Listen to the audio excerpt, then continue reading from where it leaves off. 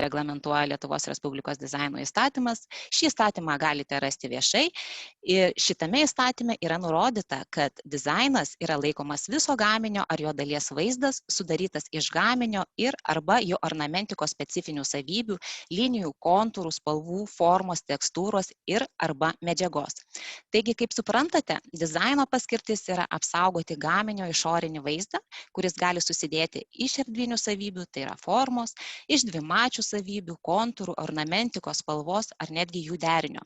Taigi, tokiu būdu jūs galite apsaugoti patį gaminio vaizdą, pakuotės vaizdą, gaminio apipavidalinimą. Aušra, gal jūs turite ką papildyti šitą temą?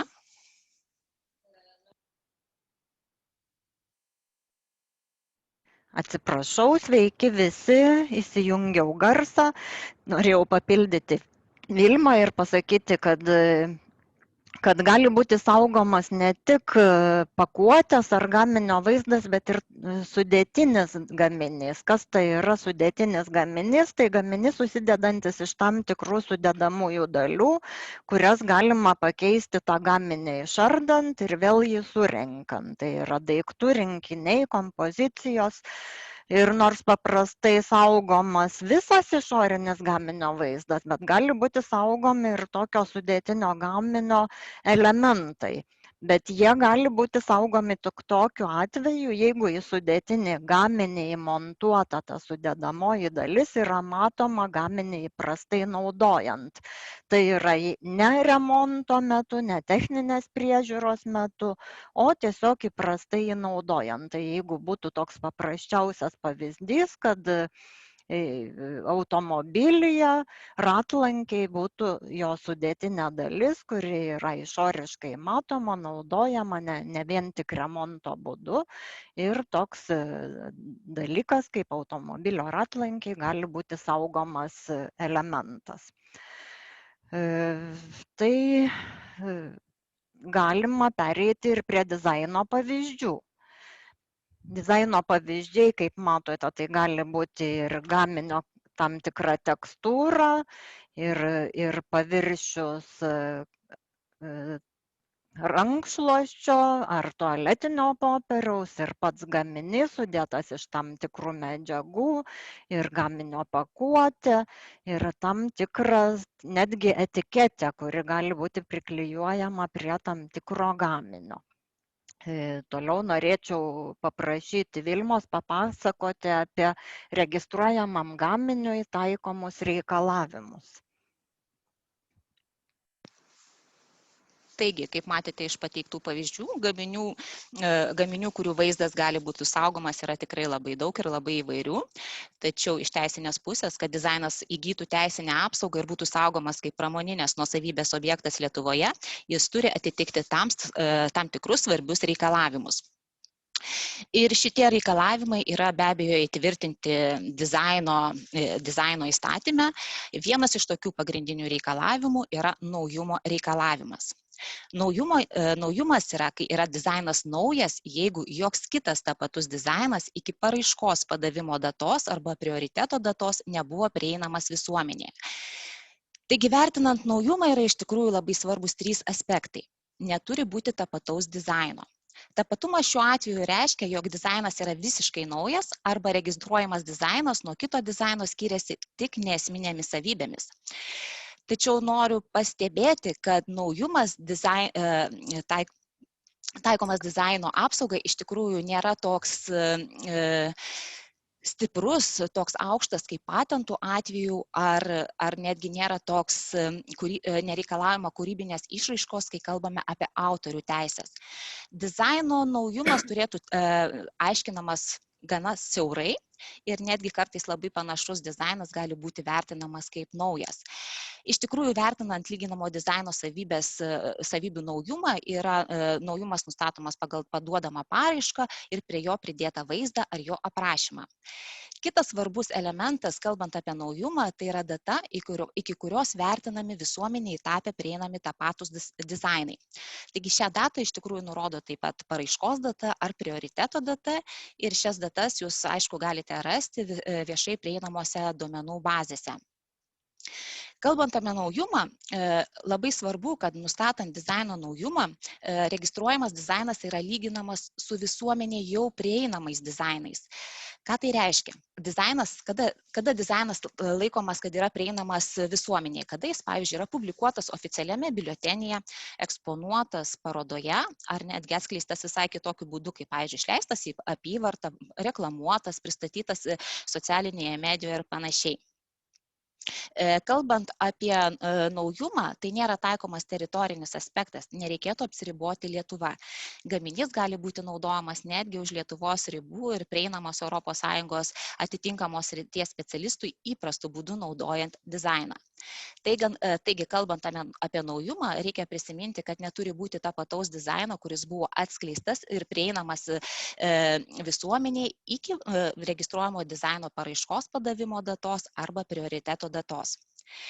Kitas svarbus reikalavimas, kalbant apie dizaino apsaugą, tai yra individualių savybių reikalavimas. Šis reikalavimas taipogi yra įtvirtintas dizaino įstatyme. Laikoma, kad dizainas turi individualių savybių, jeigu informuotam vartotojui sudarytas jo bendras įspūdis skiriasi nuo bet kokio kito iki šiol žinomo ar visuomeniai prieinamo dizaino. Šiuo atveju vėlgi turėtų būti atsižvelgta į tam tikrus reikalavimus. Šis individualių savybių vertinimas vyksta per informuoto vartotojo suvokimą. Pabrėžiu, informuoto. Bet toks paradoksas, iš tikrųjų, teisės aktai nereglamentuoja, kas yra informuotas vartotojas ir šita sąvoka labiau yra išplėtota teismų praktikoje. Vienoje iš teismo nutarčių Lietuvos aukščiausias teismas yra nurodęs, kad tokie asmenys yra tikrai ne dizaineriai, ne architektai, ne baldų pramonės atstovai, o tiesiog asmenys, kurie yra geriau informuoti už paprastą eilinį vartotoją ir žino ir supranta nagrinėjamą problemą. Kitaip tariant, tai gali būti vartotojas, kuris yra galutinis produktų naudotojas arba kažkada susipažino su produktu. Kitas svarbus aspektas, kalbant apie individualias savybės, tai yra tai, kad dizainas turi skirtis ne detalėmis, o bendrų įspūdžių. Ir vertinant dizaino individualias savybės, reikia atsižvelgti į dizaino pobūdį, pramonę, šaką, kuriai dizainas priklauso. Netgi reikia atsižvelgti į dizainerio laisvę, kuriant dizainą. Kuo didesnė dizainerio laisvė, kuriant registruojamą dizainą, tuo yra mažesnė tikimybė, jog net mažų skirtumų gali pakakti, kad sudarytas įspūdis skirsis nuo jau registruoto dizaino. Ir atvirkščiai, kuo labiau dizaino laisvė yra apribota, tuo yra didesnė tikimybė, kad maži skirtumai bus pakankami, kad dizainas sukurtų skirtingą bendrą įspūdį. Ir be abejo, vertinant individualias savybės, dizaino savybės yra nustatomas pagal registruojamą dizainą su dizainu, kuris jau buvo prieinamas visuomeniai iki paraiškos padavimo datos. Taip pat noriu pasakyti, kad tai nėra vieninteliai tokie reikalavimai. Dizainas taip pat turi atitikti ir tam tikrus keliamus reikalavimus, tai pavyzdžiui, neprieštarauti viešajai tvarkai, geros moralės principui. Jeigu tai dizaine panaudotas Lietuvos ar užsienio valstybių, tarptautinių organizacijų oficialūs simboliai, turi būti gauti kompetitingų institucijų sutikimai. Visus šios reikalavimus be abejo patikrina Valstybinio patento biuro ekspertas ekspertizės metu.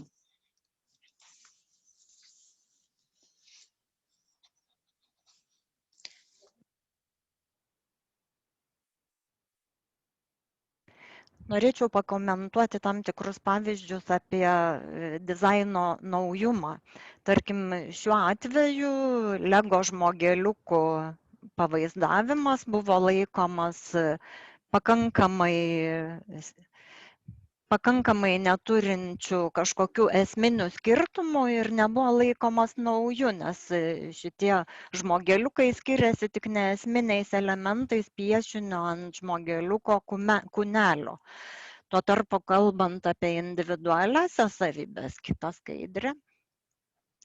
Jeigu lygintume motorolerius nuo žinomų dešinėje pavaizduotų dviejų motorolerių, registruojamas 6 vaizdų iš įvairių pusių motoroleris buvo vertinamas kaip turintis individualių savybių, lyginant jį su ankstesniais žinomais motoroleriais. Kaip matome, šis motoroleris turi tam tikrų individualių savybių tiek savo dizaine, tiek formoje, tiek antsparniuose ir vairo pavaizdavime. Todėl sudarė vartotojams skirtingą bendrą įspūdį nuo žinomo dizaino. Toliau pratęsiant kalbą apie dizaino apsaugą, norėčiau pažymėti, kad jeigu dizainas atitinka naujumo ir individualių savybių reikalavimas, toks dizainas gali būti saugomas. Ir dizaino prigimtis lemia, kad dizainas gali būti saugomas keliais teisiniais būdais. Apie šiuos teisinius būdus papasakos Vilma.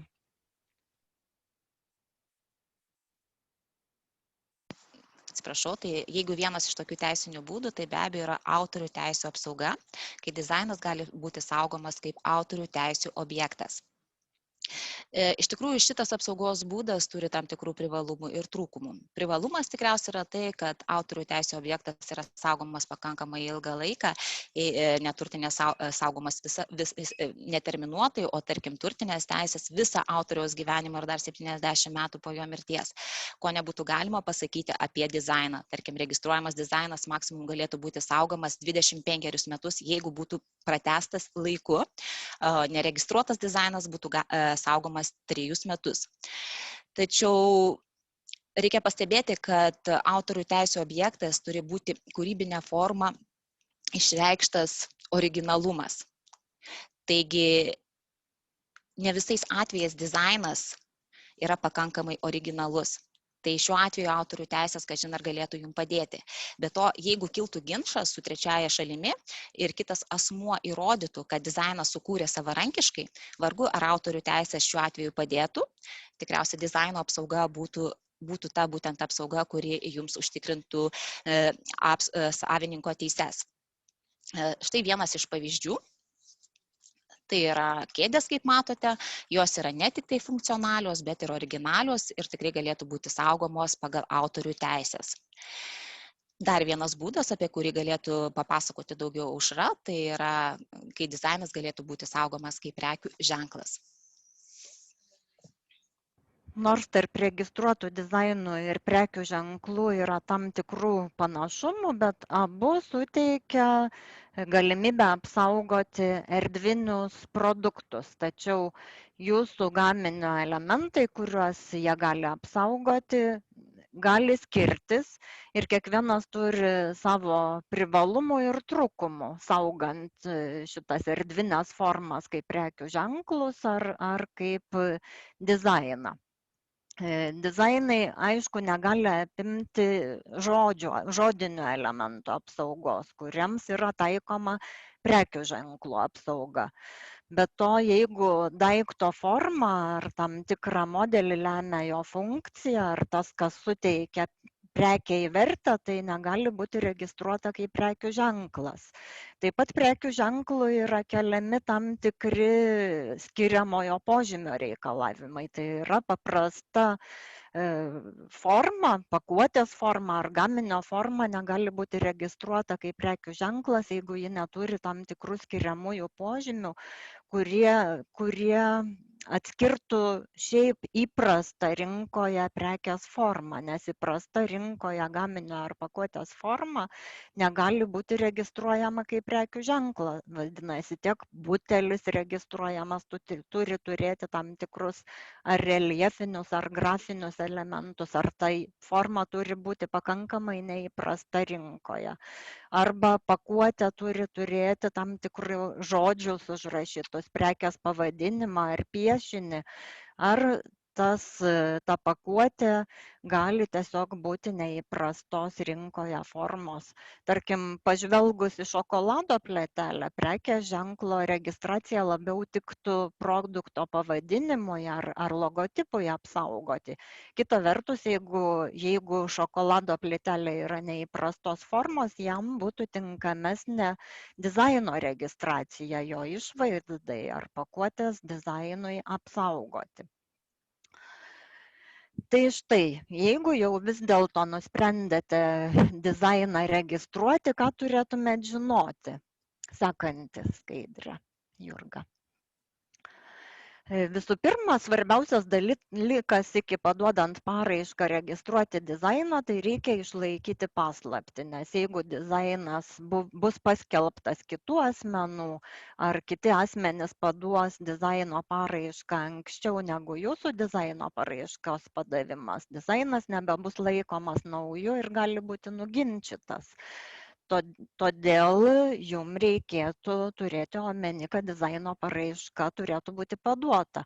Arba jeigu vis dėlto perduodat informaciją tretiesiems asmenims, jums reikėtų pasirašyti konfidencialumo sutartį tam, kad tretieji asmenys neatskleistų paslapties kitiems asmenims. Taip pat reikia turėti omeny, kad dizainas gali būti atskleistas ne tik kaip registruotas dizainas, jis gali būti paviešintas parodoje, parduodant prekes, parduotuvėje, paskelbus bus informacija internete ir tai bus laikoma viešu atskleidimu. Tai kągi daryti, jei vis dėlto neseniai išleidote produktą ir norite apsaugoti jo dizainą. Tai iš tikrųjų neišsigąskite, nes turite tam tikrą lengvatinį terminą. Jums leidžiama pateikti paraišką registruoti dizainą per 1 metus nuo tos dienos, kai jūsų dizainas buvo pirmą kartą paviešintais. Kartais tik išleidus į rinką ir vienu metų laikotarpiu jūs galite tik įvertinti, ar jūsų gaminys taps populiarus, ar atsiranda būtinybė jį apsaugoti. Todėl per 1 metus jums reikia nuspręsti, ar jūs paduosit paraišką registruoti dizainą. Toliau norėčiau paprašyti Vilmos papasakoti apie bylą dėl viešo atskleidimo. Taip, tai pakankamai garsi byla, kuri tikrai galėjo turėti skaudžių pasakmių dizaino savininkui ir kaip matote iš paveikslėlių ir suprantate, tai vadinamoji Kroksų byla. Ginčas kilo dar 2013 metais, kai Crocs konkurentas iš Prancūzijos Giphy Diffusion pateikė ES intelektinės nuosavybės tarnybai prašymą pripažinti Crocs dizainą negaliojančiu, nes pažeistas naujumo reikalavimas. Ir šis dizainas buvo atskleistas likus tam anksčiau negu likus lengvatiniam periodui iki dizaino prioriteto. Prancūzijos kompanija nurodė, kad Crocs dizainas buvo atskleistas Crocs svetainėje, Floridoje, JAV vykusioje valčių parodoje ir buvo parduota netgi 10 000 porų batų. Crocs be abejo gynėsi ir atsikirsdamas nurodė, kad įvykiai, kurie vyko Amerikoje, įprastai vykdant verslą negalėjo būti žinomi ES veikiantiems atitinkamos sektoriaus specialistams. Ir Crocsų teigimu, interneto vartotojai, kurie ir greičiausiai būtų radę šitą svetainę, jie gyveno Amerikoje, daugiausia Floridoje, Kolorade, o ne tikrai kitame žemyne. Be to, nuorodų nebuvo jokių į Crocs svetainę kitose tinklalapiuose ir šitos svetainės nebuvo galima rasti naudojant kitas sistemas. Vertindamas visą informaciją, ES bendrasis teismas pastebėjo, kad įvykio atskleidimo įvykiam nėra tokio reikalavimo, kad įvykiai būtų atskleisti vien tik tai ES. Teismas taip pat paaiškino, kad atskleidimo atveju svetainė, interneto svetainė iš tikrųjų yra techniškai prieinama visame pasaulyje ir kad atitinkami specialistai tikrai galėjo žinoti apie Floridoje vykstančią valčių parodą, kai tuo labiau pati Crocs kompanija parodoje įvykusią sėkmę apibūdino kaip itin didžiulę sėkmę. Ir taip pat nurodo, kad šitą internetinę svetainę galėjo sužinoti ir per platinimą mažmeninės prekybos tinkle. Iš tikrųjų, trumpai tariant, teismas nusprendė, kad Crocs kompanijai nepavyko įrodyti, kad ES veikiantis avalynės profesionalai negalėjo žinoti apie įvykius Amerikoje. Tuo labiau, kai jie seka visas tendencijas JAV rinkoje ir tuo labiau, kad šita paroda, kuri vyko, tikrai yra žinoma visame pasaulyje. Ir Bendrasis teismas nusprendė, kad ES intelektinė nuosavybė priėmė teigiamą sprendimą, tinkamą sprendimą ir pripažino Crocs dizainą negaliojančiu. Be abejo, šitą sprendimą Crocs kompanija apskundė ES teisingumo teismui. Ir įdomu tai, kad visai nesenai, tai yra rugsėjo 10 dieną 2020 metų, tai yra šiais metais, buvo priimtas sprendimas, kuriuo buvo nutraukta byla, nes šalis tarpusavy taikiai susitarė. Koks susitarimas be abejo yra nežinomas, tik žinoma tai, kad Prancūzijos kompanija atsiėmė pateiktą prašymą pripažinti dizainą negaliojančiu ir išlaidos buvo pasiskirstytos kiekvienai šaliai. Taigi, ką aš noriu pasakyti rezultate, kad ypatingai kreipkite dėmesį į savo dizainą ir jį saugokite. Labai svarbu yra jūsų atskleidimo data, rinkite įrodymus ir, kaip suprantate, interneto platybės yra tokios, kad jos yra prieinamos visiems. Kalbant apie šitą bylą, taip pat tai yra truputėlį susijusi ir su mano sekančia tema. Tai iš principo reiškia, kad prieš registruodami dizainą jūs turėtumėt laiku ir tinkamai atlikti namų darbus. Kalbėdama apie namų darbus, ką aš turiu omeny? Jūs pirmiausia turite susikurti strategiją, o tik tai tuomet pateikti paraišką registruoti dizainą. Neturint strategijos, jūs iš tikrųjų rizikuojate nukentėti tiek finansinę, tiek laiko prasme. Tai manau, kad jums natūraliai kyla klausimas, tai kokie tie namų darbai ir kokius veiksmus mes turėtumėm daryti. Pirmiausia, siūlyčiau sutelkti dėmesį į savo kuriamą produktą, į savo produkto ypatumus.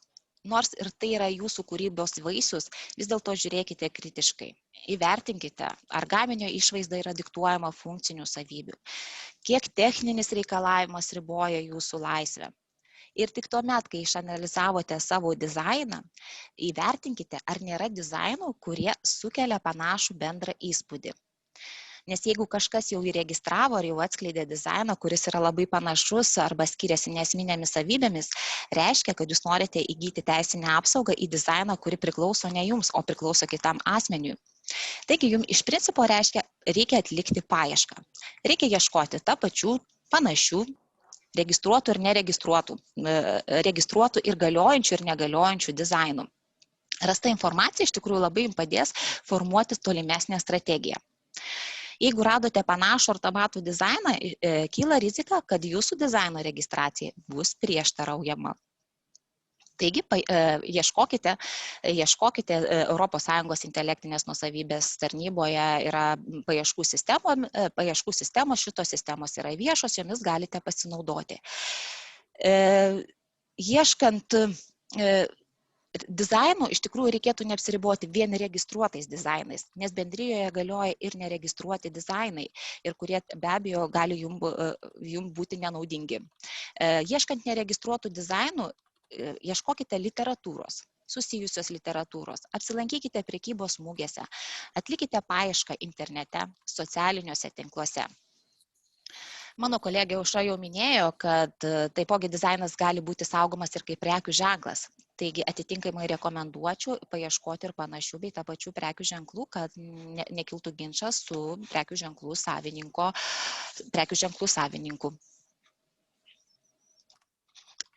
Taigi, kai atliksite paiešką, jūs matysite bendrą vaizdą ir galėsite galutinai suformuoti strategiją, numatant, kokius žingsnius imtis kiekvienu konkrečiu atveju. Iš tikrųjų, paieška atskleidžia ankstesnės teisės ir padeda išvengti ginčų, apsaugo jūsų verslą, netgi sutaupo laiko ir lėšų. Yra pats nuostabiausias tikriausiai ir visų siekiamybė, kai dizainas yra naujas, pasižymi individualiomis savybėmis, yra tapatus ar nėra tapačių ar panašių dizainų ar netgi prekių ženklų. Tačiau tokių atvejų tikrai būna labai retai. Tačiau noriu pasakyti, kad jūs nebijokite rizikuoti. Jeigu radote tą patų ir panašų dizainą, tai nereiškia, kad jūs negalite teikti paieškos. Jūs galite rizikuoti. Sprendimas, ar jūsų dizainas bus ginčiamas, iš tikrųjų priklauso nuo daugybės aplinkybių. O daugybė aplinkybių išspręsti ir įveikti jūs, aišku, turėsite savo parengtą planą. Tai yra jūsų strategija. Nebijokite ginčytis. Jeigu jums registracija yra tikrai labai svarbi, galbūt jums reikia pagalvoti apie ankstesnio dizaino nuginčijimą. Ir jau, kaip mano minėta Krokso byla, matote, kaip didelės kompanijos gali taikiai susitarti įsibėgėjus ginčui. Taigi turėkite omeny, kad daugelis situacijų iš tikrųjų ir kilus ginčui išsprendžiama dėrybomis ir taikių susitarimų. Tuo atveju, jeigu matote, kad tikrai situacija yra jums nepalanki, tai netgi siūlyčiau nieko nedaryti, nes galbūt jums reikia susitelkti ir kurti naują gaminį. Tiesiog atsitraukti. Dabar mano kolegė jums papasakos, kaip yra, jeigu nuspręstumėt registruoti dizainą, kokie yra būdai apsaugoti tą registruotą dizainą ir kokiais keliais galima eiti. Kalbant apie dizaino registraciją, kai jau jūs nusprendėte dizainą registruoti, visų pirma, jums reikia pagalvoti, kur jums reikia jį apsaugoti. Galbūt jums užtenka registruoti dizainą Lietuvoje, gal jūs nesiruošiate išsiplėsti į kitas valstybės, tai užtektų registruoti nacionalinį dizainą Lietuvoje. Jeigu jūsų dizainas išeina už Lietuvos ribų, galima gauti ES dizainą, kuris galios visose 27 ES valstybėse. Taip pat, jeigu jums rūpi ne tik ES, bet ir kitos šalis, yra galimybė registruoti tarptautinį dizainą pagal Hagos susitarimą arba nacionalinius dizainus kitose valstybėse. Taip kad jums pirmą reikia apsispręsti dėl teritorinio aspekto. Kalbant apie nacionalinį dizainą, tai norėčiau paminėti tam tikrus privalumus ir trūkumus. Tai privalumas, manau, yra tai, kad nėra ekspertizės dėl naujumo ir individualių savybių. Jeigu jūs pateiksit visus reikalingus dokumentus, jūsų dizaino paraiška bus tvarkinga, tai jūs gausite dizaino registraciją ganėtinai greitai.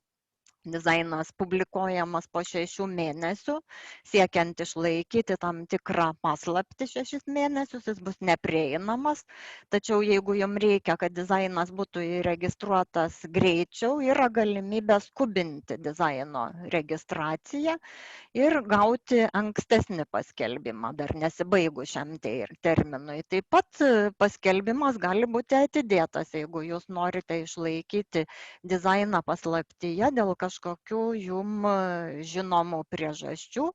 Toks paskelbimas gali būti atidėtas iki 30 mėnesių nuo paraiškos padavimo. Dar norėčiau pasakyti, kad fiziniam asmenim savo vardu registruojantiems dizainą Lietuvoje yra mažinama žyminis mokestis už paraiškos padavimą, dizaino registraciją, paskelbimą ir registracijos liudijimo išdavimą. Fiziniam asmenim yra suteikiama 50% nuolaida nuo šių mano minėtų mokesčių. Taip pat yra padavus Lietuvos nacionalinę dizaino paraišką, yra galimybė pasiremti šios paraiškos prioritetu, taip vadinamu Paryžiaus konvencijos prioritetu ir per 6 mėnesius nuo šios paraiškos padavimo datą pateikti paraišką kitoje šalyje arba ES arba tarptautinio dizaino paraišką, išlaikant lietuviškos paraiškos prioritetą. Tai yra jūsų sekanti paraiška bus laikoma paduota tą pačią dieną kaip ir lietuviškos paraiškos data. Gal vienintelį trūkumą aš matau, kad šis dizainas galioja tik Lietuvoje ir jums prireikus apsaugos kažkur plačiau, jeigu jūs praleisite minėtą 6 mėnesių terminą, tai tiesiog nebeturėsit apsaugos kitose šalise. Taip pat norėčiau paminėti, kad registracijos procedūros metu tretieji asmenys ar ankstesnių teisių savininkai, ankstesnių registruotų dizainų savininkai gali ginčyti jūsų dizainą dėl naujumo ar individualių savybių trūkumo, taip pat dėl nesąžiningais ketinimais paduotos paraiškos. Kita skaidrė.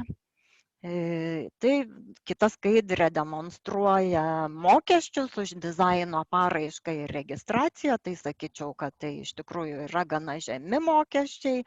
Paraiškos padavimas kainuoja 69 eurus, jeigu registruojate vieną dizainą.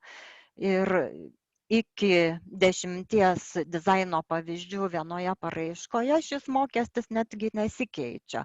Už kiekvieną po 10-ojo dizaino pavyzdį toje pačioje paraiškoje mokamas 26 eurų žyminis mokestis. Už dizaino registraciją ir paskelbimą taip pat yra 69 eurai mokestis. Tai manau, kad nacionalinė dizaino registracija yra gera tiems asmenims, kuriems užtenka dizaino apsaugos Lietuvoje ir kurie neketina prekiauti dizainu, skelbti jį kitose šalise. Kita skaidrė. Kita galimybė Lietuvos pareiškėjams yra pateikti paraišką registruoti bendrijos dizainą. Bendrijos dizainas galioja visose ES šalise narėse, tai yra pakankamai plati apsauga. Vienas iš privalumų taip pat yra toks, kad paraiška gali paduota būti lietuvių kalba. Taip pat nėra ekspertizės dėl naujumo ir individualių savybių, dėl panašumo į ankstesnius dizainus ir jei dokumentai, o ypač brėžiniai atitinka visus formalius reikalavimus, tuomet dizainas registruojamas, publikuojamas ir išduodamas liudijimas ypatingai greitai. Tai gali būti net 2-3 savaitės nuo paraiškos padavimo. Ginčyti galima dizainą šį tik po registracijos dizaino. Yra galimybė pateikti prašymą dėl neatitikimo naujumo ir individualių savybių reikalavimams. Jeigu matote, kad jūs naudojote dizainą, o yra registruojamas dizainas, kuris tikrai yra nenaujas, tai jūs galite tokią galimybę pasinaudoti. Norėčiau pabrėžti, kad paraiškoje gali būti pateikti vieno gaminio dizaino pavyzdžiai iki 100 pavyzdžių vienoje paraiškoje. Tačiau vieno dizaino gali būti pateikti tik 7 dizaino vaizdai. Ir jeigu jūs paduosite daugiau vaizdų, tai bus publikuoti tik pirmieji 7, o kiti nebus viešai skelbiami. Taip pat norėčiau pabrėžti, kad dar šiuo metu yra kompensuojamos išlaidos už dizaino registraciją. Mokslo ir technikos inovacijų agentūra MITA iki šių metų lapkričio mėnesių turi programą Inopatentas, tokią priemonę kompensacinę, kurios metu kompensuojamos 95% išlaidų susijusių su bendrijos dizaino registracija. Tai tiek Lietuvos, tiek bendrijos dizaino registracija yra labai greita ir lyginant su kitomis intelektinės nuosavybės teisėmis, paraiška yra pakankamai nebrangi. Tai manau, kad tikrai yra prieinama tiek vidutiniam, tiek mažom įmonėm, tiek ir netgi fiziniams asmenėms. Kita skaidrė. Norėčiau taip pat parodyti, kokie yra mokesčiai susiję su ES dizaino registracija. Tai jeigu yra registruojamas vieno gaminio dizainas, vieno pavyzdžio, tai yra mokama už dizaino registraciją ir už to pavyzdžio paskelbimą. Tai būtų 350 eurų, už kurį jūs gautumėte apsaugą visoje ES. Už papildomą pavyzdį iki 10-ojo būtų mokami 175 eurai, o už kiekvieną dizaino pavyzdį po 11-ojo iki 100-ojo jūs mokėtumėte 80 eurų. Taip pat, kaip matote, yra mokestis už galiojimo pratęsimą. Galiojimo pratęsimas yra reikalingas kas 5 metai ir mokesčiai už kiekvieną sekantį laikotarpį vis didėja. Taip pat alternatyvi galimybė yra tarptautinis dizainas. Tai šiuo atveju gal norėčiau pabrėžti, kad paraiška yra paduodama į Pasaulio intelektinės nuosavybės organizaciją, kuri yra Ženevoje. Tai yra viena paraiška, bet joje jūs galite nurodyti norimas šalis, į kurias jūs norite išplėsti dizaino apsaugą. Tai šiuo metu yra 74 šalis priklausančios Hagos sutarčiai, pagal kurią ši tarptautinė registracija yra atliekama. Taip, kad mes galime paduoti šią paraišką tiesiai į Ženevą, nebūtina turėti dizaino paraiškos ar registracijos Lietuvoje tam, kad paduoti šią paraišką.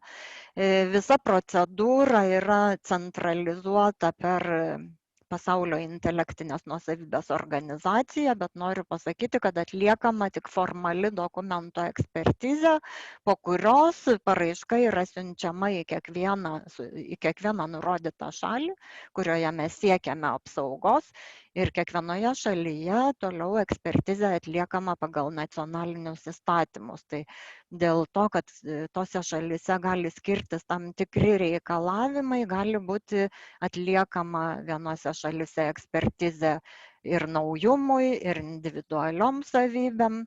Kai kuriuose šalyse negalima keletą pavyzdžių turėti dizaino paraiškoje, vadinasi, jums gali pasiūlyti tą dizaino paraišką padalinti į kelias atskiras paraiškas, ir jeigu gauname kažkokį paklausimą ar atsisakymą konkrečioje šalyje, tai turime jau atkreiptis į tos šalies vietinius patentinius patikėtinius, kad jisai atsakytų į tą paklausimą tiesiogiai savo patentų biurui. Tai aišku, kažkiek tai pakelia kainą, tačiau jeigu paduodant paraišką mes išpildome visus formalius reikalavimus, tai gali nereikėti kreiptis į vietos atstovą ir toliau administruoti tarptautinį dizainą yra tikrai patogu, nes tiek pratęsimas, tiek savininko pakeitimas gali būti atliekamas per VIPO. Šiuo atveju, tarptautinio dizaino atveju, taip pat galima kompensacija per MITA iki šių metų lapkričio mėnesio, kompensuojant iki 95% išlaidų. Kita skaidrė. Kalbant apie kainas, tai tarptautinio dizaino paraiškos mokesčius sudaro pagrindinis mokestis už pirmąjį arba vieną dizainą, mokestis už kiekvieną papildomą dizainą ir individualūs mokesčiai už šalies nurodymą. Todėl negalime mes šiuo atveju jums nurodyti šių mokesčių vienoje lentelėje, nes kiekviena šalis gali turėti susitarus skirtingą mokestį. Tai kaip pavyzdį jums pateikiau paraišką vieno gaminio dizainai, į kurį įeina 7 brėžiniai, nurodomos valstybės Europos Sąjunga, JAV, Japonija ir Šveicarija, ir tokios paraiškos kaina būtų 2233 šveicarijos frankai, kurie turėtų būti sumokėti į Pasaulio intelektinės nuosavybės organizaciją, mes vadinam tarptautiniu biuru, ir tai yra apie 2000 eurų. Beje, kai kuriuose šalyse gali būti numatytas vėlesnis mokestis registruojant dizainą ir išduodant registracijos liudijimą. Pavyzdžiui, JAV šiuo metu dizaino patento išdavimo mokestis yra $700. Toliau, kalbant apie dizaino paraišką. Dizaino paraišką sudaro tam tikri dokumentai, tai jūs turite paprastai nurodyti, kas yra pareiškėjas. Pareiškėjas gali būti juridinis ar fizinis asmuo, kas yra dizaino autorius, autorius gali būti tik fizinis asmuo. Turi būti nurodytas gaminio pavadinimas, tai gaminio pavadinimas turi atitinkti Locarno klasifikaciją tarptautinę, kurios pavyzdžius parodysiu vėliau. Taip pat dizaino aprašymas, bet tarkime ES dizainui aprašymas yra neprivalomas. Lietuvoje ir paduodant tarptautinę paraišką mes aprašom dizainą, žinoma ankstesnį prototipą ir skirtumus nuo to ankstesnio dizaino, kuo mūsų dizainas skiriasi. ir dizaino vaizdai, kurie atskleidžia iš esmės dizaino vaizdą ir suteikia dizaino apsaugos teisinės ribas. Tai yra labai svarbus paraiškos elementas, būtent gaminio vaizdai. Vienoje paraiškoje, kaip minėjau, Lietuvoje ir ES dizaine gali būti iki 100 to paties gaminio dizaino pavyzdžių. Kita skaidrė. Kitoje skaidrėje parodau Locarno klasifikacijos pavyzdžius, tai dizaino gaminiai pagal jų paskirtį, naudojimo sritį yra suskirstyti į 32 klases pagal šią klasifikaciją. Ir paraiškoje dizaino gaminys turi būti apibūdinamas tokiu būdu, kad būtų galima aiškiai jį suklasifikuoti ir priskirti tik vienai Locarno klasifikacijos klasiai, vartojant terminus, kurie paprastai yra naudojami šitai klasiai. Kalbant apie dizaino vaizdus, tai yra pats svarbiausias paraiškos elementas, tai dizaino vaizdai yra būtent pagrindinis dokumentas, pagal kurį nustatoma dizainui suteikiama teisinė apsauga.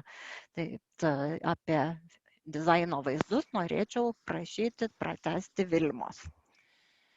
Taip, kaip ir minėjo Aušra, dizaino vaizdas tai yra vienas pagrindinių apsaugos dokumentų ir vienas pagrindinių reikalavimų yra vaizdo kokybė. Matote štai keletą pavyzdžių ir teisingo ir neteisingo vaizdo kokybės. Iš tikrųjų, vaizdas turi būti labai aiškus, kad būtų galima išskirti visas dizaino detalės ir kiekvieną dizainą galėtumėt jūs sumažinti ar padidinti. Jau pradžioje Aušra minėjo, kad jokių negali būti žodinių paaiškinimų ar kitos informacijos. Pats vaizdas gali būti tiek juodai baltas, tiek ir spalvotas. Kaip matote iš pateiktų pavyzdžių, vaizdai gali būti pateikiami pieštiniai, taip pat gali būti pateikiami nuotraukose. Tačiau bet kokiu atveju yra svarbu vadovautis reikalavimais. Jeigu pateikėte piešinį, tai visgi naudokite aiškias tamsias vientisas linijas išreikšti piešiniui. Nenaudokite kažkokių per daug didelių ar mažų piešinių, neryškių linijų, nenaudokite trinimų, taisymų. Jie turi būti pavaizduoti taip, kad visos dizaino savybės būtų matomos. Tuo tarpu, jeigu pateikėte nuotrauka taipogi turi būti labai geros kokybės ir reikia vengti neaiškių plotų, blizgių paviršių, atspindžių įvairių, taipogi trinimų ir taisymų.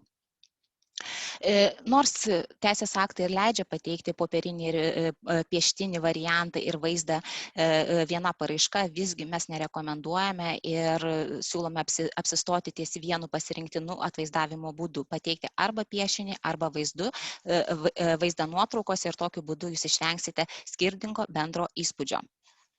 Kitas svarbus reikalavimas, tai jau sekantis skaidrėje būtų, tai neutralus fonas. Dizainas turi būti neutraliame fone, lygiai apšviestame fone, be jokių papildomų elementų, kuriems jūs neprašote apsaugos. Čia yra pateikti idealiausi, sakyčiau, neutralaus fono elementai, kai čia neutralus fonas, galima sakyti, bespalvis arba tiesiog tuščias fonas. Nors kalbant apie patį neutralų foną, nesutariama, kas yra laikoma neutralių fonų. Ir vertinant neutralų dizaino foną, iš tikrųjų reiktų atsisverti į 3 tokius aspektus - spalvas, ryškumą ir šešėlius. Neutraliam fonui iš tikrųjų jūs galite panaudoti vieną dominuojančią fono spalvą. Tai gali būti mėlyna, gali būti žalia, raudona, bet kuri spalva jums patinkanti. Svarbu yra tai, kad šitoje spalvoje išryškėtų pats dizainas. Taip pat galite naudoti netgi laipsniškai kintančias spalvas, pavyzdžiui, nuo šviesiai gelsvos iki tamsiai gelsvos. Tačiau šitos spalvos neturi susilieti su dizainu.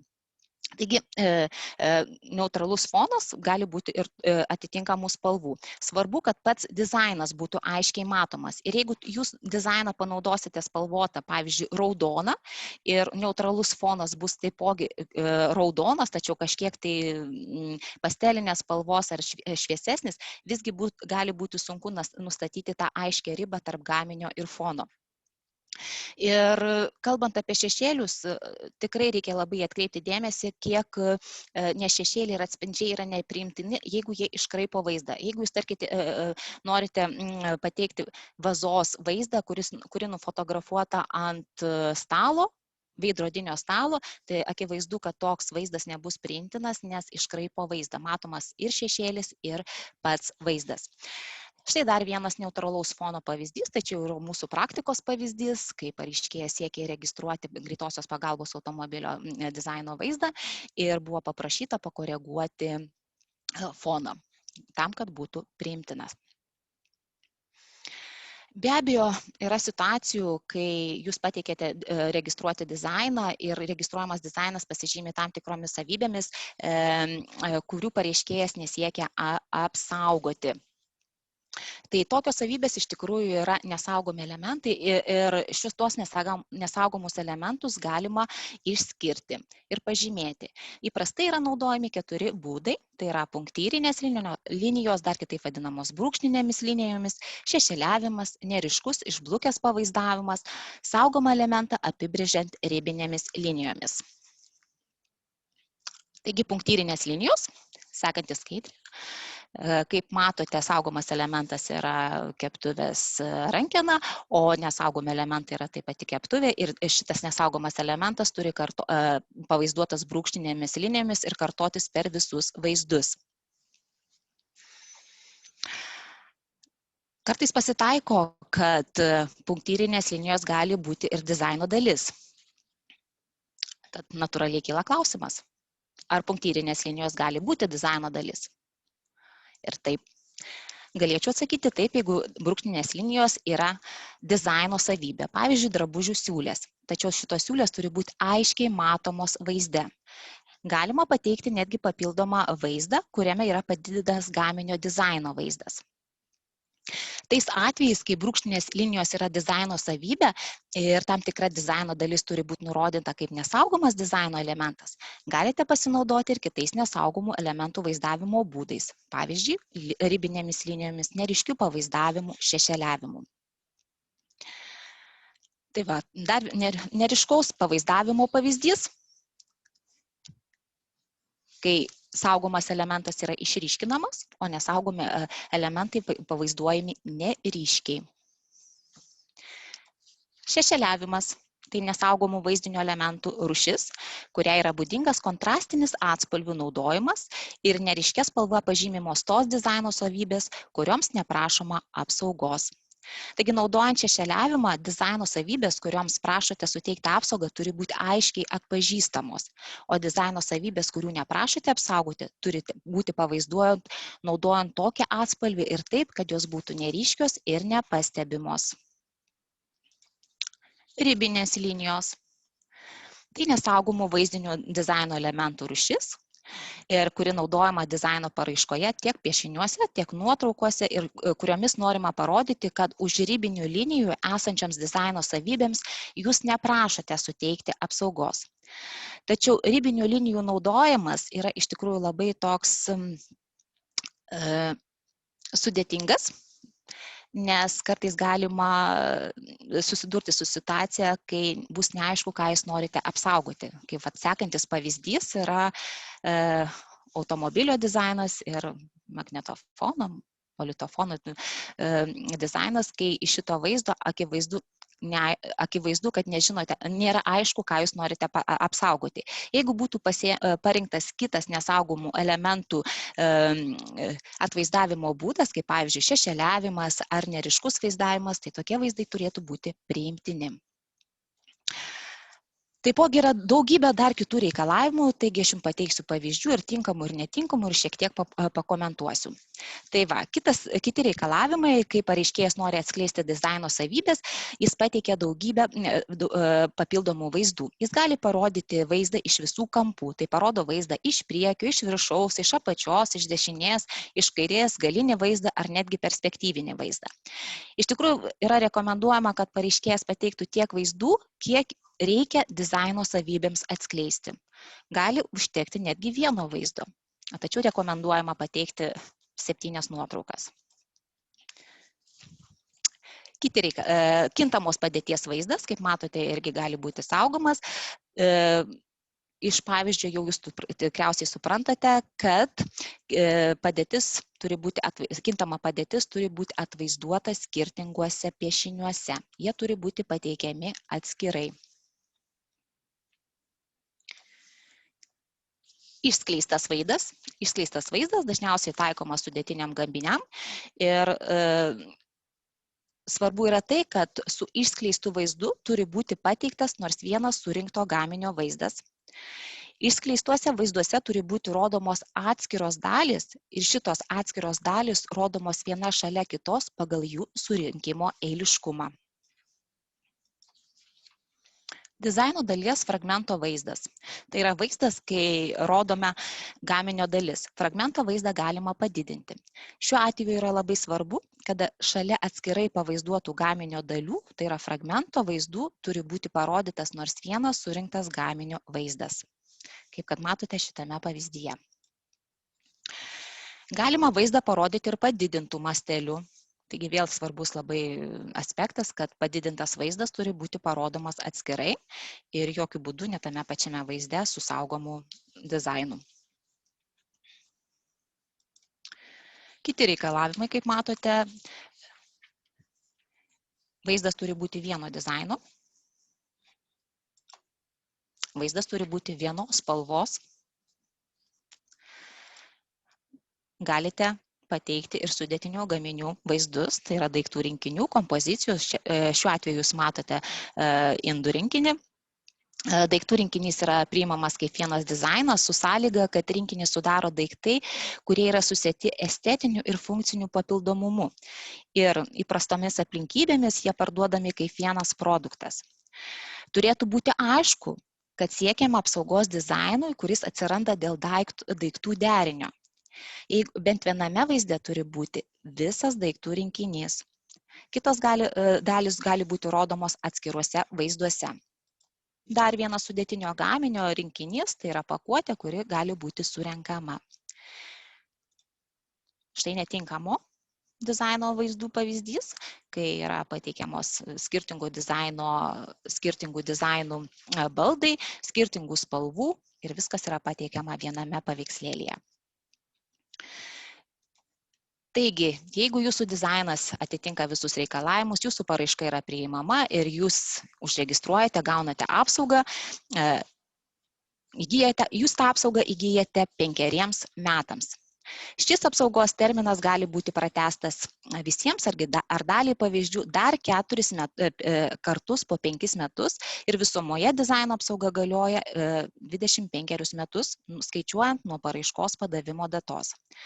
Tam, kad galėtumėt pratęsti dizaino registracijos galiojimą, jūs iš tikrųjų turite kreiptis į patentų tarnybą ir pateikti atitinkamą prašymą ir sumokėti mokestį, apie kurį labai detaliai papasakojo Aušra.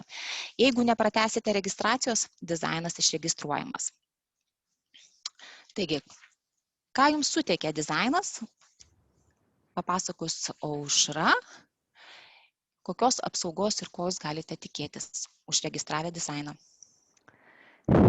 Taip, tai turite įregistravę dizainą ir gaunate taip vadinamą išimtinę monopolinę teisę leisti arba drausti kitiems naudoti jūsų įregistruotą dizainą. Tai kągi apima šis draudimas? Draudimas apima kitiems asmenims draudimą arba leidimą gaminti, siūlyti, parduoti, pateikti į rinką, reklamuoti, kaupti, saugoti ir naudoti bet kokius gaminius, kurių dizainas ir informuotam vartotojui sudaro bendrą panašų įspūdį su jūsų įregistruotu dizainu.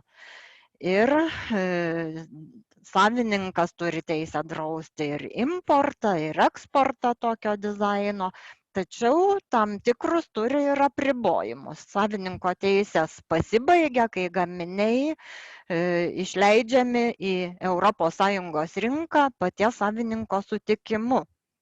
Nes jeigu jau išleidote į ES rinką, tai laikoma, kad toliau jie gali būti perparduoti ir naudojami kitų pirkėjų ir pardavėjų.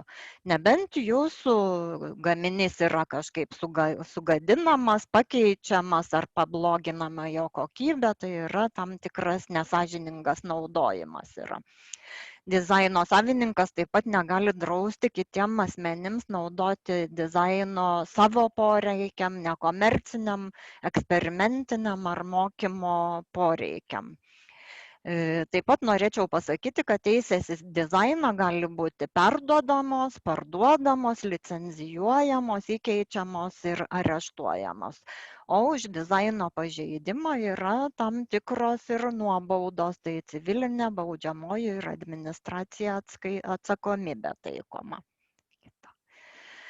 Jeigu dizainas įregistruotas, labai svarbu šitos išimtinės teisės, jeigu jums reikia sustabdyti pažeidimą, tarkim, kažkokie kopijuotojai veržiasi į lentynas greta jūsų gaminių, daro įtaką jūsų pardavimams ir norėčiau pasakyti, kad turint registruotą dizainą, iš tikrųjų dizainas turi įtakos pirkėjų sprendimams, kuriuos mes priimam kaip vartotojai, kodėl mes kartais renkamės vieną produktą, o ne kitą. Ir parduotuvėse mes dažnai susiduriam su daugybė panašių produktų ir dažnai pasirenkam produktą dėl jo dizaino, dėl kažkokių išskirtinių savybių, dėl estetinio vaizdo, dėl grožio. Čia atsiranda tam tikras lojalumas kaip ir prekių ženklui, taip ir dizainui. Tai naujas gaminio dizainas išskiria jį iš kitų vartotojui žinomų gaminių vaizdo ir suteikia gaminiui pridėtinę vertę. Turėdami registraciją, jūs, kaip minėjau, galite suteikti kitiem asmenim licenciją, leidimą naudoti savo dizainą, naudoti, gaminti ir už tai imti mokestį. Netgi būna taip, kad tam tikras dizaineris įregistruoja dizainą savo vardu, o pats jo netgi ir nenaudoja, o leidžia naudoti jį kitiem, komercializuoti kitiem. Tai keliant klausimą, ar registruoti ar neregistruoti dizainą, tai atsiminkite, kad įgyjate daug veiksmingesnę apsaugą dėl pažeidimų, galite siūsti perspėjimo laišką, reikalauti nutraukti pažeidimą, taip pat kreiptis į teismą. Registracija palengvina muitinės apsaugos priemonės. Jūs galite kreiptis į muitinę, prašyti stabdyti pažeidžiančius dizainus, kopijuojančius jūsų gaminę ar pakuotę. Taip pat ir registracija yra geriausias būdas apsaugoti jūsų idėją derybų metu, kai jūs ieškote partnerių ar investuotojų, ar norite patekti į naujas rinkas. Iš kitos pusės tai padidina jūsų įmonės vertę, taip pat apsaugo ir sukuria tam tikrą vertę dizainerio darbams. Kaip minėjau, išlaidos yra gana nedidelės, jūs gaunate registraciją labai greitai palyginus su išradimų registracija. Ir nors dizainas gali būti saugomas autorių teisėmis ir remiantis nesąžininga konkurencija, bet iš tikrųjų ta apsauga yra daug stipresnė turint registraciją. Registracija taip pat užtikrina viešumą, nes yra skelbiama visa informacija apie registruotą dizainą. Ir taip pat visada mes savo klientam primenam, kad patentų policijos dėja nėra, niekas jūsų dizaino nesaugos, o tik jūs pats turite stebėti pažeidimus rinkoje ir kreiptis į specialistus dėl draudimo naudoti panašų dizainą. Taip pat gal trumpai pasisakant apie ginčius dėl panašių dizainų, matau, kad jau mūsų laikas baigėsi, tai gal tik keli žodžius pasakysiu, kad kaip minėjau, kad Lietuvoje yra protesto procedūra, tačiau net ir po dizaino registracijos galima kreiptis į teismą dėl dizaino registracijos nuginčijimo.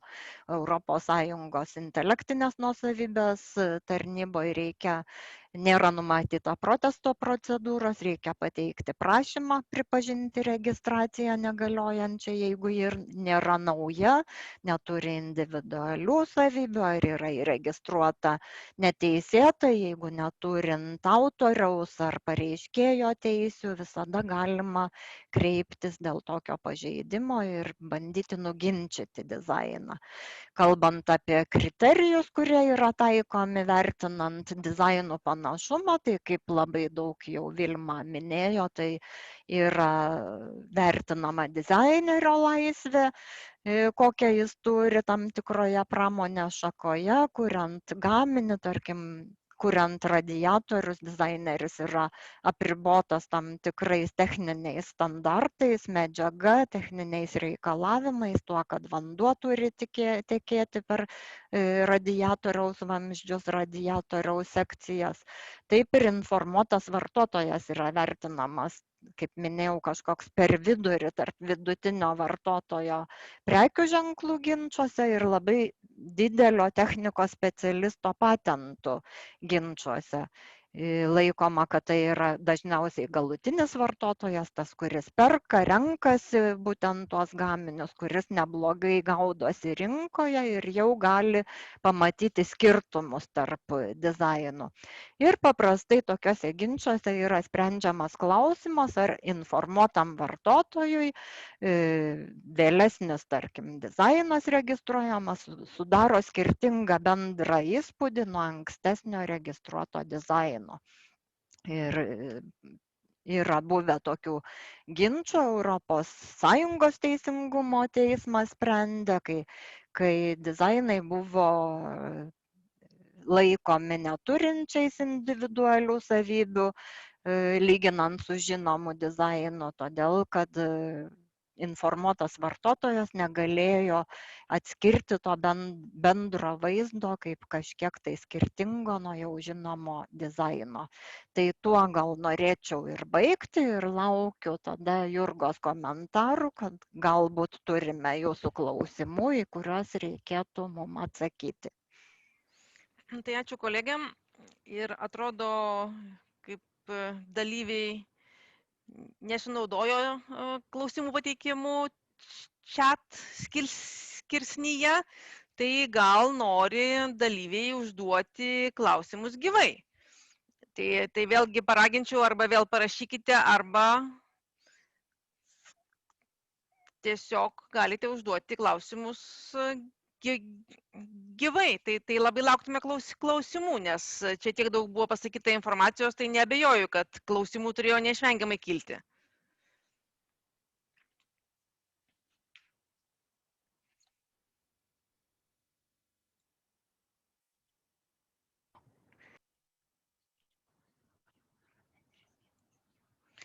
Tai kadangi pakol kas, kaip matau, dalyviai klausimų neturi, tai gal tada, Aušra, gal pabaigtum tą temą apie tuos įdomesnius ginčius. Tai būtų labai įdomu tada bent jau išgirsti, gal per tą laiką atsiras klausimų. Tai jeigu neturite klausimų ir dar turime truputį laiko, galiu papasakoti apie keletą ginčių, kurie buvo dėl dizaino registracijos. Jurga, kitą skaidrę gal parodysi mums.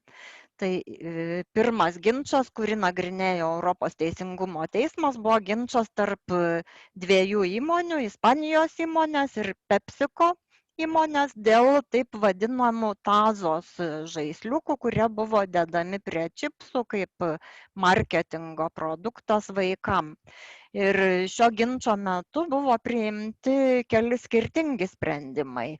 ES intelektinės nuosavybės tarnybos panaikinimo skyrius iš pradžių patenkino prašymą Ispanijos įmonės ir panaikino PepsiCo vardu registruojamą dizainą. Dėl to, kad laikė, kad šis dizainas neturi individualių savybių su ankstesniu Ispanijos įmonės dizainu. Tuo tarpu vėliau apskundus šį sprendimą Apeliacinė taryba patenkino PepsiCo skundą ir paliko ginčijamą dizaino registraciją galioti, tačiau vėliau tiek bendrasis, tiek ES teisingumo teismas vis tik pripažino dizainą negaliojančiu. Teismo nuomonė šiuo atveju informuotas vartotojas buvo vaikas nuo 5 iki 10 metų amžiaus arba įmonės vadybininkas, kuris produktams parduoti naudojo reklaminius žaidimus. Tai jeigu prisimenat, prieš kokį 10-15 metų vaikai pirkdavo čipsų pakuotės, juose būdavo įdėdami tokios metalinės apvalios plokštelės, tazos žaidimas, kuris nors ir skiriasi tam tikrais brūkšneliais tų skritulėlių paviršiuje, tačiau bendras vaizdas iš tikrųjų nesiskiria nuo anksčiau žinomo šių žaisliukų dizaino. Ir ES teisingumo teismas pabrėžia, kad šiuo atveju iš tikrųjų tas galutinis vartotojas negalėjo atskirti vieno dizaino nuo kito dizaino ir gaminiai sudarė šiam vartotojam tokį patį bendrą įspūdį, o tuo tarpu nors dizainerio laisvė šiuo atveju buvo laikoma, kad buvo stipriai apribota, nežiūrint to, vis tik tai priėmė sprendimą, kad šie paveiksliukai šie žaisliukai yra labai panašus. Kitas ginčas vyko dėl radiatorių. Čia tada biškį įsiterpsiu, kadangi turim klausimą, tai reikia nedelsiant jį atsakyti. Tai klausimas būtų toks, ar logo apsaugai yra panašus reikalavimai? Logotipo apsaugai, iš tikrųjų logotipas tai daugiau yra registruojamas kaip prekių ženklas. Tarkim, jeigu tai yra etiketė, tai dažnai yra registruojama ir kaip dizainas. Jeigu imam butelio etiketę, stiklainio etiketę, tikrai dažnas reiškinys, kai registruojamasis kaip dizainas, bet iš esmės prekių ženklų yra taikomi truputį kiti reikalavimai nei dizainui. Kaip aš minėjau, prekių ženklas yra reikalaujama, kad turėtų skiriamuosius požymius. Skiriamasis požymis tai, kad nebūtų ženklas visiškai įprastas rinkoje, jisai negali būti bendrinis, jis negali būti aprašomasis, bet logotipas, kaip aš suprantu, jau yra su kažkokiais grafiniais elementais, tai jeigu tie grafiniai elementai yra stiprus ir nevaizduoja pačios prekės, tarkim, jeigu žuvytės labai paprastas piešinys būtų žuvies produktam, tai gali būti jis atsisakytas, bet jeigu paveikslas neturi nieko bendro su ta preke, kuriai žymėti jis naudojamas ir registruojamas, tai tikrai neturėtų būti problemų. Gal kalbant apie tą patį logotipą, tai iš tikrųjų yra tam tikrų niuansų ir panašumų, nes panašumas ir ankstesni logotipo, tarkim, savininkai, prekių ženklų savininkai taipogi gali ginčyti tą patį logotipą, jeigu yra panašumo, tapatumo ir šiuo atveju labai yra svarbu, ar šitas logotipas yra registruotas tom prekiam ar paslaugom, kurios galėtų būti panašios arba tapačios. Ačiū Vilmai už komentarą. Ar turime daugiau klausimų? Šiuo metu neturime, tai tada pratęsiu pasakojimą apie ginčą. Šiuo atveju ginčijosi dvi Italijos įmonės. Pirmoji turėjo anksčiau registruotus dizainus Vokietijoje, tai paveikslėlis dešinėje, o kita bandė įregistruoti radiatoriaus vaizdą kairėje. Ir tiek bendrijos dizaino intelektinės nuosavybės tarnybos panaikinimo skyrius, tiek apeliacinė taryba pripažino, jog vis dėlto šie registruoti dizainai nesudaro vartotojui skirtingo bendro įspūdžio nuo ankstesnio dizaino ir todėl turi būti registracija pripažinta negaliojančia. Iš tiesų, ES teisingumo teismas paliko nagrinėti, grąžino nagrinėti šios sprendimus atgal tarnybai, todėl kad tarnyba nepasisakė visais reikalingais klausimais dėl šio ginčo, nors galinis sprendimas buvo pripažinti tuos dizainus panašiais, bet vis dėlto buvo pasisakyta dar detaliau apie informuotą vartotoją, apie dizainerio laisvę šiuo atveju. Tai pasakojant apie informuotą vartotoją, tai šiuo atveju jis buvo asmuo, kuris perka radiatorių, kad įtaisyti jį savo namuose. Jisai nėra nei gamintojas, nei pardavėjas, nei kažkoks taisytojas šių radiatorių. Tai nėra asmuo, kuris yra ypač pastabus, bet šitas asmuo buvo susipažinęs su rinkos siūlomais radiatorių dizainais, mados naujovėmis ir pagrindinėmis gaminių savybėmis. Taip pat jis turi tam tikrą žinių bagažą apie įvairius kitus egzistuojančius rinkoje dizainus. Tai šiuo atveju buvo sprendžiama, jog radiatorių rinkos srityje dizaineris turi gana aukštas laisvės ribas, nors ir kad radiatoriai yra ribojami tam tikrų techninių savybių, nes turi turėti vamzdžius skysčiams cirkuliuoti ir skleisti šilumą, tačiau iš esmės, nors rinka yra perpildyta, tai ne visada reiškia, jog dizainerio laisvė yra apribota. Iš tiesų, teismas pasakė, kad jeigu rinka yra perpildyta dėl mados tendencijų, tai dizaino mada netgi ne tik, kad neriboja dizainerio laisvės, o kaip tik leidžia dizaineriui rasti tam tikras naujas formas, naujas modifikacijas, kurti naujus dizaino sprendimus. Tai čia buvo toks naujas sprendimas dėl to, kad buvo pasisakyta, kad perpildyta rinka nereiškia, kad jinai apriboja dizainerio galimybės. Kalbant apie Jurgą, neturime kitų klausimų. Kalbant apie dar vieną ginčą, tai buvo taip pat įdomus ginčas dėl rankinių. Tai Yves Saint Laurent registravo rankinių dizainą pavaizduotą kairiame paveikslėlyje. Tuo tarpu H&M prekybos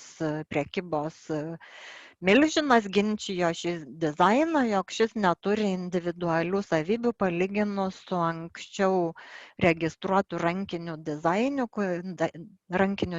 kuris buvo pavaizduotas dešiniame paveikslėlyje. Tačiau tiek ES intelektinės nuosavybės tarnyba, tiek bendrasis teismas atmetė šitos prašymus, paliko Saint Laurent dizaino registraciją galioti ir teismas pasisakė, kad informuotas vartotojas šiuo atveju buvo moteris besidominti rankinėmis kaip potenciali pirkėja, kad nors abu dizainai turi bendrų savybių, tokių kaip viršutiniai rankinių kontūrai, kaip žiedais pritvirtintos rankenos, bet turi skirtingumų savo formoje, struktūroje, siūlėse, paviršiaus užbaigime ir kurie turėjo reikšmingos įtakos bendram abiejų dizainų daromam įspūdžiui.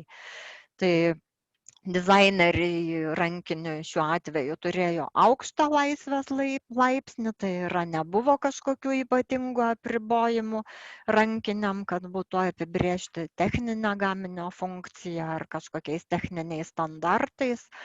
Ir šiuo atveju informuoto vartotojo požiūriu dizainerio laisvės apimtis nepanaikino pakankamai reikšmingų skirtumų formoje, struktūroje ir rankinių apipavidalinime.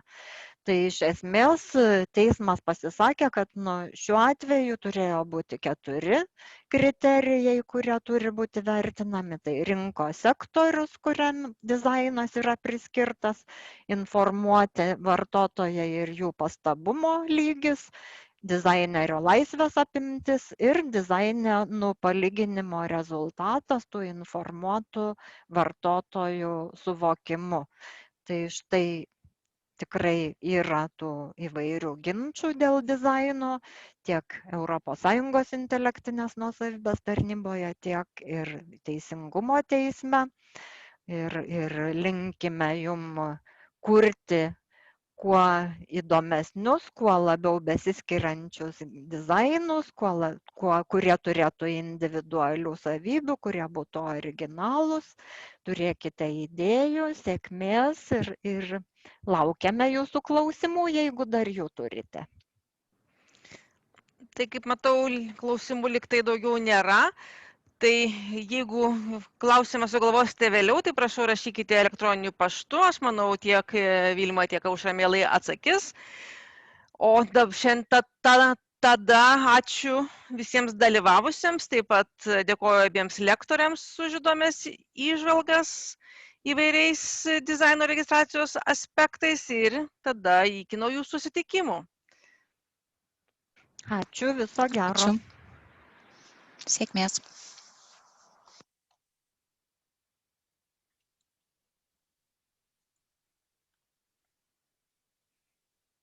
Oi. Dar, jeigu dar nespėjot atsijungti, tai dar atsirado greitų klausimų. Tai ar kiekvieną kurtą drabužio dizainą registruoti atskirai? Aušra, gal dar. Aušra, įsijungi? Atsiprašau, neįsijungiau garso. Kuriamo drabužio dizainą galite registruoti vienoje paraiškoje, jeigu tai yra vienos rūšies drabužis. Jeigu tai yra suknelė, jūs galite registruoti ją pateikdami kelis pavyzdžius vienoje paraiškoje. Tai reiškia, vienas suknelės variantas bus pirmas pavyzdys, antras suknelės variantas, antras pavyzdys ir taip toliau. Tikiuosi, kad atsakiau į šį klausimą.